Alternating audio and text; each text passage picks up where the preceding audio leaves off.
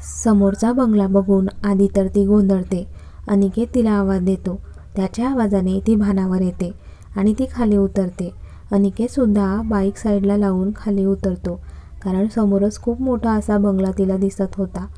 तिने याआधी तो बंगला पाहिला होता, पण तिथे जास्त कोणी राहत नव्हतं, कारण ते सगळे अमेरिकेत स्थायिक झाले होते. तिला गोंधळलेले बघून अनिकेत तिचा हात पकडून तिला आत घेऊन येतो. अवनीला तर काहीच कळत नव्हते की अनिकेत तिला इथे का घेऊन आलाय म्हणून. ती अनिकेतकडे पाहते तर तो समोर पाहत असतो. त्याच्याकडे बघून तरी वाटत होते तो किती आनंदी आहे म्हणून. त्याला आनंदी बघून अवनी विचारते, अहो, आपण इथे का आलो आहे?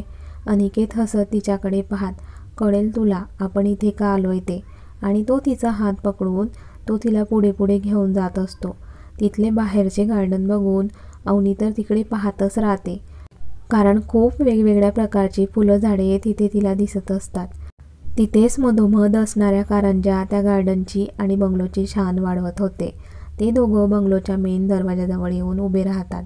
अवनी अजून पण गोंधळलेली असते. अनिकेत तिच्याकडे पाहत त्याच्या पॅन्टच्या खिशातून की काढतो आणि लॉक ओपन करतो. त्याच्या या करण्याने अवनी अजूनच गोंधळते. अनिकेत तिच्या खांद्यावर एक हात ठेवतो आणि एका हाताने दरवाजा ओपन करतो. दरवाजा ओपन होताच अनिकेत अवनीकडे पाहत, आत जाताना उजवा पाय टाकून आपण बंगलोमध्ये प्रवेश करू. तो असं बोलताच अवनी धक्का लागल्यासारखी त्याच्याकडे पाहते. तिला खूप आनंद होतो, एवढा की तिचे आनंदाश्रू गालावर ओघळतात. खूप आनंद झाला होता तिला. आनंदाने पूर्ण हॉलवर ती नजर फिरवते. बंगलोमध्ये सगळं दिसत होते. तो तिच्यासमोर उभा राहतो आणि तिचे दोन्ही हात हातात घेत, अवनी, कसे वाटले आपले घर? अहो, घर खूप छान आहे, आवडले मला. पण तुम्ही एवढ्या लवकर हा बंगलो, म्हणजे तिला एवढा आनंद झाला होता की तिला बोलतासुद्धा येत नाही. तो तिला मिठीत घेतो आणि तिच्या पाठीवरून हात फिरवत, अवनी, या बंगलोमध्ये एक फॅमिली राहत होती, पण त्यांना सगळ्यांना अचानक अमेरिकेला जावे लागले आणि त्यांनी हा बंगलो विकायला काढला. ही बातमी माझ्या कानावर आली आणि मी वेळ न वाया घालवता हा बंगलो खरेदी केला.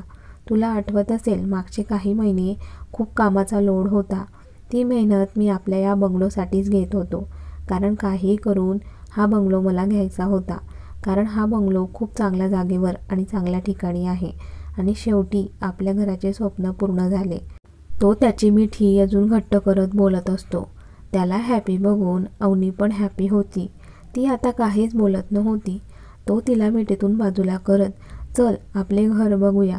आणि तो तिचा हात पकडून तिला पूर्ण बंगलो दाखवत होता. सगळं काही होतं त्या बंगलोमध्ये. त्यांना काहीही घ्यायची गरज पडणार नव्हती. अनिकेत आता तिला त्यांच्या बेडरूममध्ये घेऊन येतो. तिला मागून मिठी मारत, तिच्या शोल्डरवर त्याची चीन टेकवत, अवनी, ही आपल्या दोघांची रूम आहे, कशी वाटली? अवनी पूर्ण रूमवरून नजर फिरवते आणि स्माईल करत, अहो, खूप सुंदर आहे. आपली रूमच नाही तर आपले घर खूप सुंदर आहे. तसा तो तिच्या समोरून येत, तुला आवडले ना? हो अहो, खूप आवडले. तो तिचा हात पकडून तिला बेडवर बसवतो आणि तो खाली बसत तिच्या मांडीवर डोकं टेकवतो. अवनीसुद्धा त्याच्या डोक्यावरून प्रेमाने हात फिरवत असते. आज खूप हॅपी होती ती, कारण तिच्या नवऱ्याने त्यांचे घराचे स्वप्न पूर्ण केले होते. तो तिच्या हातावर हात ठेवत, अवनी, आपले लग्न मनाविरुद्ध झाल्यामुळे आपल्या लग्नाला जास्त कुणीही आले नाही, म्हणून मी असा विचार करत होतो की आपण आपल्या बंगलोची पूजा करूया, तेव्हा सगळ्यांना बोलवूया. यावर अवनी फक्त हो म्हणून मान हलवते. पूजा झाली की आपण इथे राहायला येऊ. तो क्षण आपल्या सगळ्यांसाठी खूप छान असेल. अहो, आपण इकडे राहायला आलो तरी आपल्या त्या घरात घालवलेले क्षण विसरता येणार नाही. अवनी, काही गोष्टी असतातच तशा की विसरता येत नाही. आता ती जास्त भावूक होऊ नये म्हणून तिची मस्करी करत उठून तिच्या शेजारी बसतो आणि तिच्या खांद्यावर हात ठेवत, बायको, या घरात यायला मी खूप उत्सुक आहे, कारण मला माझ्या बायकोसोबत या बेडरूममध्ये रोमॅन्टिक क्षण घालवायचे आहे. तो हे बोलताच अवनी लाजून त्याला मिठी मारते. अनिकेत पण तिला जवळ घेतो आणि प्रेमाने तिच्या डोक्यावरून हात फिरवत असतो. तो तिला पुन्हा चिडवत, तसे तर आताही आपण करू शकतो. ती त्याच्या चेस्टवर मारत अहो म्हणते. तो हसत तिला त्याच्या मांडीवर बसवतो आणि तिचा लाजून लाल झालेला चेहरा तो वर करतो. तशी अवनी त्याच्या डोळ्यात पाहते. तो तिच्या कपाळावर किस करतो आणि तिचा चेहरा उंजळीत घेतो. तिच्या डोळ्यात पाहत, अवनी माझ्या आयुष्यात आल्याबद्दल थँक्यू, आणि तिच्या कपाळाला त्याचे कपाळ टेकवत दोघं एकमेकांचा स्पर्श ते अनुभवत होते. काही वेळाने ते बाजूला होत, बायको इथून जायचे मन होत नाहीये, पण आपल्याला जावे लागेल, आणि तो तिचा हात घेत हॉलमध्ये येतो. अवनी पुन्हा एकदा पूर्ण बंगलोवर नजर फिरवते आणि ते दोघं घरी जायला निघतात. खूप हॅपी होते ते दोघं. एवढे हॅपी होते की काही वेळासाठी अवनी तर विसरून गेली होती की तिला लागले आहे म्हणून. ते दोघं घरी येतात आणि फ्रेश होतात. अवनी त्या दोघांसाठी चहा ठेवते. चहा होताच ती त्यांच्या रूममध्ये येते, कारण अनिकेत तिथेच असतो. तिला अनिकेतला विचारायचे होते, बंगलोसाठी एवढे पैसे तुम्ही कसे मॅनेज केले, पण तिची हिंमत होत नाही. ती त्याला 1 कप देते आणि ती 1 कप घेते. तिच्या चेहऱ्यावरचे बदललेले हावभाव अनिकेतच्या लक्षात येतात. अवनी काय झाले, तू हॅपी नाही आहे का? तशी ती गडबडून त्याच्याकडे पाहत. अहो तसे काही नाही, मी खूप हॅपी आहे, पण या बंगलोसाठी तुमची खूप ओढाताण झाली असेल ना? तो हसत म्हणतो, पण मी जे काही केले ते आपल्यासाठीच केले ना, आणि माझ्या आईने घेतलेली मेहनत मी पाहिली आहे. तिच्या मेहनतीपुढे मी केलेलं काहीही नाही आहे. तो बोलत होता आणि अवनी त्याच्याकडे प्रेमाने पाहत होती, कारण लग्न झाल्यापासून पण तिने पाहिले होते की अनिकेत किती मेहनत करतो म्हणून. त्याचे बोलून होते तरी अवनी त्याच्याकडे प्रेमाने पाहत आहे हे बघून तो हळूच तिच्या हातातील कप बाजूला ठेवतो आणि तिचा हात पकडून तिला जवळ ओढतो. त्याच्या अशा करण्याने ती चांगलीच भानावर येते आणि ती गोंधळून त्याच्याकडे पाहते, तर तो तिच्याकडे पाहत हसत असतो. ती लाजून बाजूला होणार की अनिकेत तिच्या गालावर किस करायला लागतो. तिला जवळ घेताच तो त्याचे भान हरपतो. आता त्याचे ओठ फिरवत त्याचे भान जणू अनिकेत विसरलाच होता, आणि त्याचे ओठ फिरवत तो तिच्या मानेजवळ येतो आणि तिथे ओठ फिरवायला सुरुवात करतो. त्यात त्याच्या हाताची पकड घट्ट होते आणि नेमकी अवनीला लागलेल्या ठिकाणी त्रास व्हायला लागतो आणि ती वेदनेने विव्हळते. तिचा आवाज ऐकून अनिकेतच्या लक्षात येते आणि तो तिला बाजूला करतो आणि काळजीने तिच्याकडे पाहत, सॉरी अवनी, माझ्यामुळे तुला त्रास झाला. अहो जास्त नाही त्रास झाला. हे बोलत असताना ती चांगलीच लाजली होती. तिचा तो लाल झालेला चेहरा बघून अनिकेतच्या चेहऱ्यावर पण स्माईल आली आणि तो काही बोलायच्या आधी अवनी किचनमध्ये निघून गेली. अनिकेत मात्र गालातल्या गालात हसत बेडवर आडवा होतो. खूप हॅपी असतो अनिकेत आज. हळूहळू का होईना त्याचे स्वप्न त्याने पूर्ण केले होते. इकडे अवनी किचनमध्ये येते आणि लाजत तिचा चेहरा हाताने झाकून घेते. खूपच लाजली होती ती. काही वेळाने स्वतःला नॉर्मल करते आणि जेवण बनवायला सुरुवात करतच असते की तिला आई पप्पांचा आवाज येतो. त्यांचा आवाज ऐकून ती पडतच बाहेर येते. आई हसत आत येत असतात की त्यांच्या मागे साईल आणि सायली मामी मामी करत पळत येताना त्यांना दिसतात. त्यांना बघून अवनीला पण खूप आनंद होतो. ती दोघांना उचलून घेत, तुम्ही दोघं इकडे? तोच स्वातीताई आत येते. तेच नाही, मी पण आली आहे. ताईला बघून अवनीला अजूनच आनंद होतो. त्यांच्या आवाजाने अनिकेतसुद्धा बाहेर येतो. अवनी त्याच्याकडे पाहत, तुम्ही सगळे आलात, आता आपण मज्जा करूया. तसंच स्वातीताई चिडवत, काय गं, अनिकेतसोबत नाही केली का मज्जा? आई पप्पा नव्हते 2 दिवस तर? आणि अवनी बोलायच्या ओघात बोलून जाते, हो केली ना. ती हे बोलताच अनिकेत तिच्याकडे गोंधळून पाहतो. अवनीच्या पण लक्षात येते ती काय बोलून गेली म्हणून, आणि आता तिचा चेहरा गोरामोरा होतो. काय बोलावे तिला काहीच कळत नाही. ते मी आलेच पाणी घेऊन, आणि तिथून काढता पाय घेते. ती जाताच मात्र ताई आणि आई पप्पा अनिकेतकडे पाहत हसत असतात. त्यांना हसताना बघून आज अनिकेतला सुद्धा त्याच्यासमोर अवघडल्यासारखे वाटत असते, पण तो त्यांच्याकडे लक्ष न देता साईल आणि सायलीला उचलून घेतो आणि त्यांचे लाड करत असतो. इकडे किचनमध्ये अवनी ग्लास भरत असताना, अवनी काय गरज होती असे बोलायची? एवढं पण कळत नाही का तुला? आता आई आणि ताई माझ्या आणि त्यांच्याबद्दल काय विचार करत असतील? ती नॉर्मल चेहरा करत बाहेर येते आणि त्यांना पाणी देते. पाणी पिऊन त्या तिघंही मिळून स्वयंपाक करायला घेतात. काही वेळातच त्यांचा स्वयंपाक बनवून होतो. स्वयंपाक झाल्यानंतर ते जेवायला बसतात. गप्पा मारत त्यांचे जेवण चालू असते. जेवण झाल्यानंतर काही वेळ गप्पा मारतात आणि झोपायची तयारी करतात. आज अनिकेत पूर्ण दिवस घरीच होता. तो रूममध्ये आला आणि बेडवर आडवा झाला. त्याला पडल्या पडल्या झोप लागली. अवनी पण आत आली आणि फ्रेश होऊन त्यांच्या शेजारी झोपली. खूप शांतपणे तो झोपला होता. त्याला तसे बघून अवनीने हळूच त्याच्या गालावर किस केले आणि त्याच्याकडे प्रेमाने ती पाहत होती. तिला आता लग्न झाल्यानंतरचा अनिकेत आठवतो. तेव्हाच्या अनिकेतमध्ये आणि आताच्या अनिकेतमध्ये जमीन आसमानचा फरक होता. कारण खूप बदल झाला होता त्याच्या वागण्यात आणि तो अवनीमुळे झाला होता. अवनी त्याच्या केसांवरून हात फिरवत त्याच्याकडे खूप प्रेमाने पाहत होती. त्याच्याकडे पाहत असताना तिला त्याचे काही रोमॅन्टिक क्षणसुद्धा आठवतात आणि ते आठवताच तिचा चेहरा पण गोरामोरा होतो. पण ते पाहायला अनिकेत मात्र गाढ झोपलेला असतो असे तिला वाटत होते. पण अनिकेत तर ती आल्यापासून तिचा स्पर्श अनुभवत होता. ती सरळ झोपणार की अनिकेतने तिला जवळ ओढले. त्याच्या तशा करण्याने आधी तर अवनी घाबरली, पण त्याच्याकडे पाहत, अहो म्हणजे तुम्ही जागी होता तर? हो जागी होतो आणि माझी बायको काय करते ते अनुभवत होतो. तशी ती लाजून तिची नजर खाली घेते. अनिकेत हळूच तिच्यावरून येतो आणि तिच्या कपड्यावर दीर्घ किस करतो आणि हळूच खाली सरकवून तिच्या छातीवर डोके टेकवतो. त्याच्या तेवढ्या कृतीनेही अवनीचे हृदय जोराने धडधड करायला लागते. तिचे वाढलेले हार्टबीट मात्र अनिकेत मन लावून ऐकत होता. त्याला समजले होते त्याच्या जवळ येण्याने तिची काय अवस्था झाली आहे म्हणून. तो हळूच तिथे त्याचा चेहरा घुसळत, बायको जास्त विचार करू नकोस, झोप निवांत. आणि तो बाजूला होतो आणि तिला मिठीत घेतो आणि डोळे मिटून घेतो. दोघं 5-10 मिनिट काहीच बोलत नाही. ती हळूच तिची मान वर करून पाहते तर आता अनिकेत खरंच झोपला होता.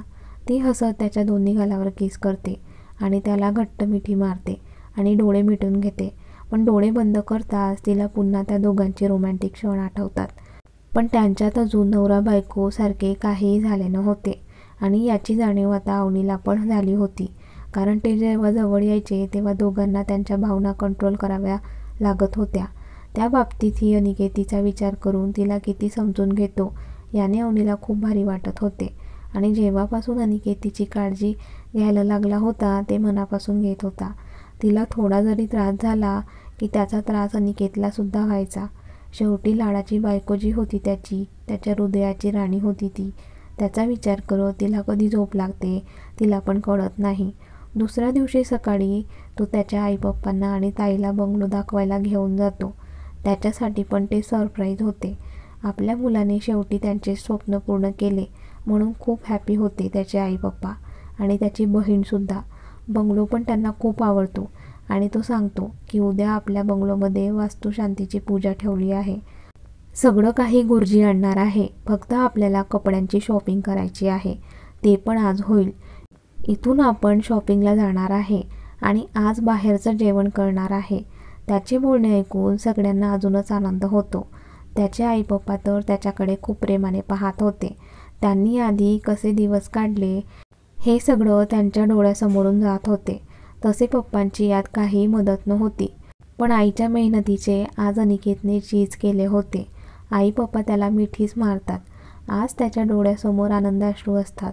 आज स्वातीताईला पण तिच्या भावाचा गर्व वाटत होता आणि आपल्या अवनीला तर होताच तिच्या नवऱ्याचा अभिमान.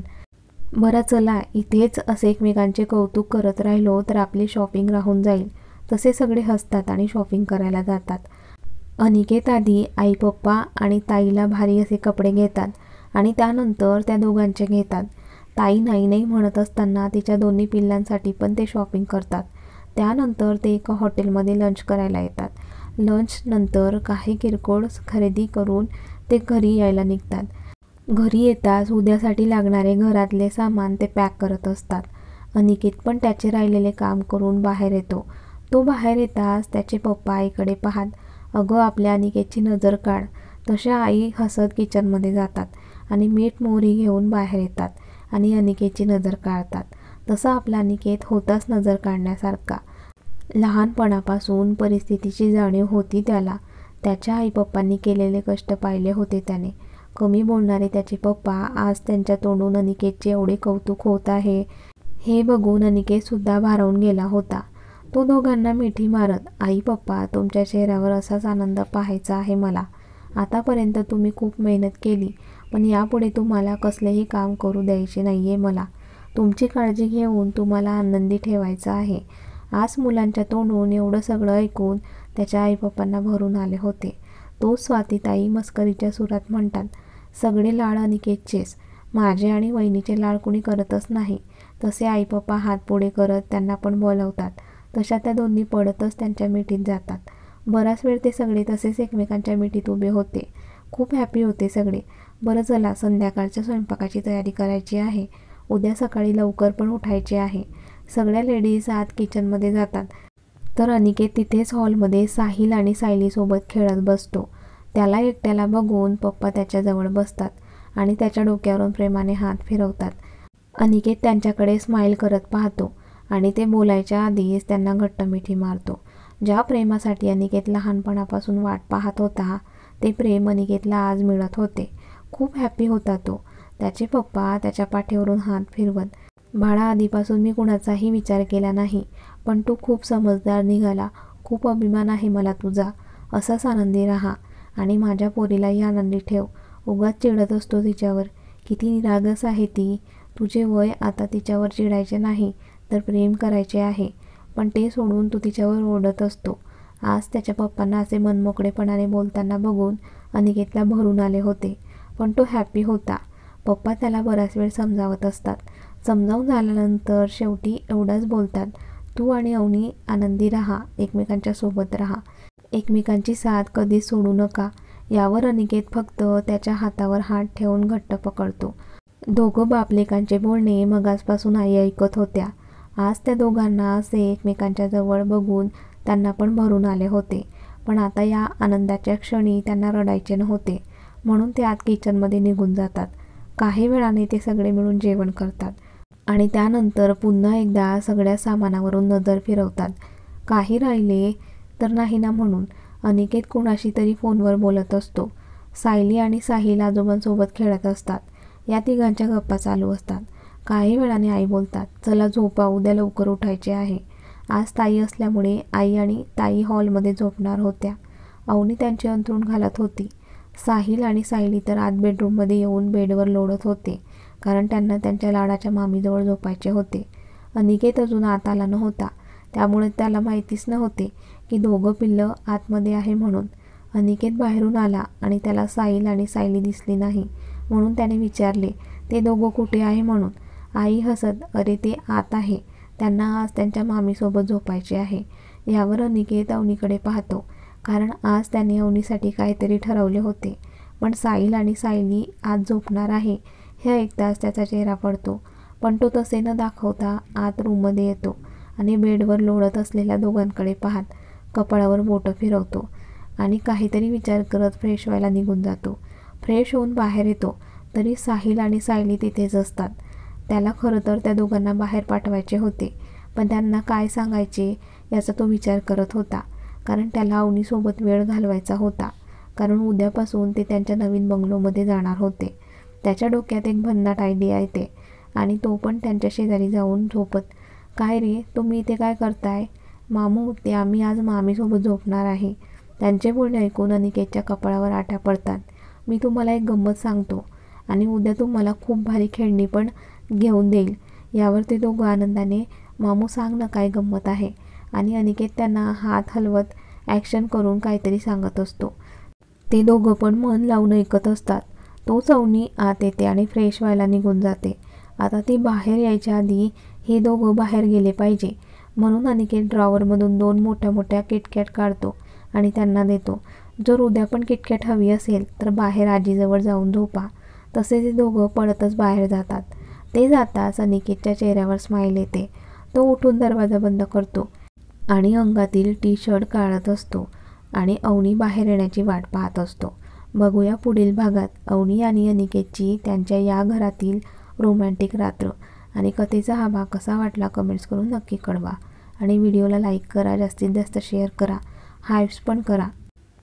आणि तुमच्या आवडत्या लाईफ मराठी स्टोरी चॅनलला सबस्क्राईब करायला विसरू नका. धन्यवाद.